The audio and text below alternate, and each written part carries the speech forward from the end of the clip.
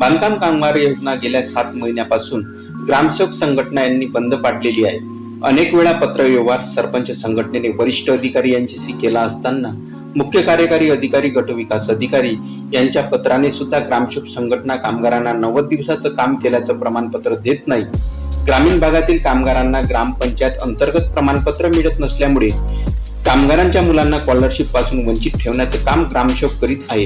याला जबाबदार ग्रामसेवक संघटना आहे. सरपंच संघटनेने गटविकास अधिकारी झंजाड व विस्तार अधिकारी जाधव यांच्याशी चर्चा केली असताना कामगाराच्या प्रमाणपत्रावर स्वाक्षरी करण्यास नकार देणाऱ्या ग्रामसेवक यांच्यावर योग्य ती कारवाई करण्याची मागणी सरपंच संघटनेने केलेली आहे. 7 दिवसात बैठक लावून निर्णय लावू असे आश्वासन नांदगाव खंडेश्वर तालुका ग्रामसेवक संघटनेचे अध्यक्ष सानप यांनी उपस्थित सरपंच संघटनेला दिलेले आश्वासन आहे. आश्वासन पूर्ण न केल्यास